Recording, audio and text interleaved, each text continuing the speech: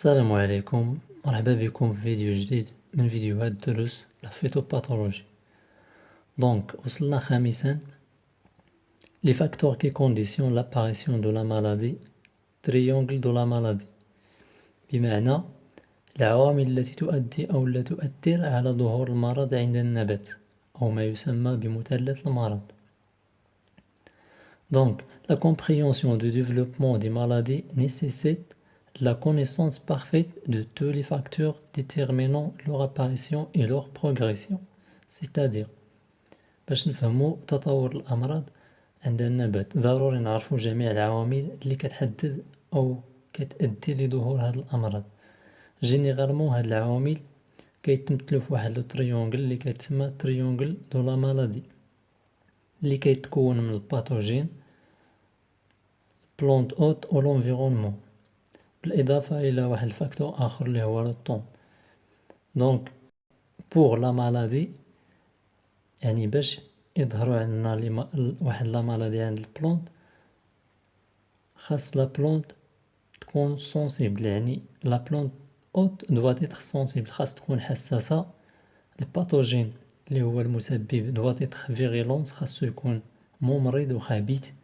لونفيرونمون doit être favorable pour la maladie، يعني خاصو لونفيرونمون يكون ملائم لهاد لا مالادي باش يبان عندنا. هنايا لا ميم تريونغل اللي عندنا غير تزاد عليهم واحد العامل اخر، واحد الكونديسيون اللي هو الانسان، لحقاش حتى الانسان يقدر يسبب لنا لي مالادي دي بلونت عن طريق الاعمال ديالو داخل الضيعات أو عن طريق ملامسة النبات في حالة يعني كان يديه فيهم شي فيروس أو لا منقيينش، أو عن طريق الأدوات باش كيخدم غير المعقمة. سادسا كلاسيفيكاسيون دي مالادي دي بلونت، تصنيف أمراض النبات. Les pathologies peuvent être classifiées selon le type de soit les symptômes, l'organe affecté et la cause. Les symptômes أي الأعراض عندنا في لي تريسمون اللي هما دبول، بوريتور تعفن، نيكروز نخر، ليزيون الآفة، لي مالادي سيرياليير أمراض الحبوب، مالادي فيجيتال أمراض النبات، مالادي دي فخوي يعني أمراض الفواكه. لورغان أفيكتي حسب العضو المتأثر عندنا لي مالادي دي فخوي يعني أمراض الفواكه ولا الفاكهة، لي مالادي دو لا فوي أمراض الأوراق، ولا حسب لا كوز يعني السبب عندنا لي مالادي انفيكسيوز اللي هما أمراض معدية، لي مالادي نو انفيكسيوز أمراض غير معدية. دونك غنبداو بلي مالادي نو انفيكسيوز أو لا كيتسموا أبيوتيك يعني الأمراض غير المعدية أو لا إحيائية أو لا حيوية. لي مالادي نو انفيكسيوز appelées aussi physiologiques ou abiotiques. Changement physiologique anormal dû à un agent non parasitaire ou à un dysfonctionnement physiologique non parasitaire en raison de l'excès ou de l'insuffisance des facteurs environnementaux ou des éléments nutritifs. C'est-à-dire هما هاد لي مالادي نو انفيكسيون هو تغير فيزيولوجي يعني غير طبيعي بسبب عامل غير طفيلي أو خلل فيزيولوجي.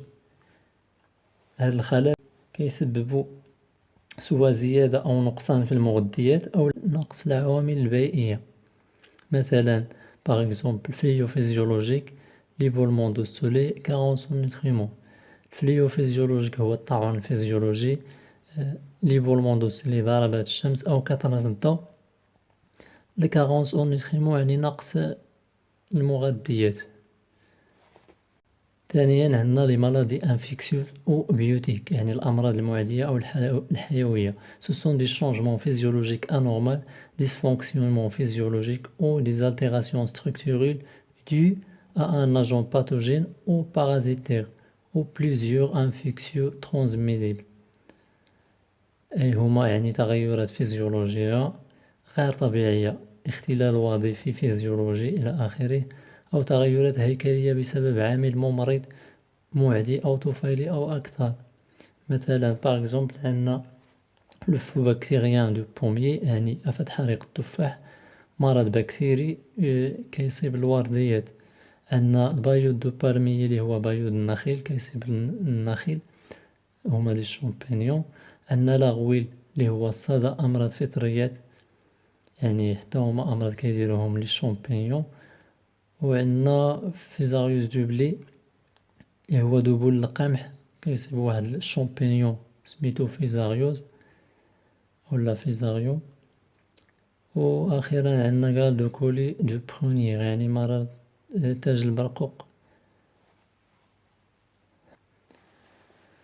دونك حتى لهنا غيكون الفيديو ساهل. كنتمنى تفهموا، اللي ما فهمش شي حاجة يخلي التعليق ديالو، وما تنسوش ديروا جيم اشتراك، وشكرا الى الحلقة القادمة.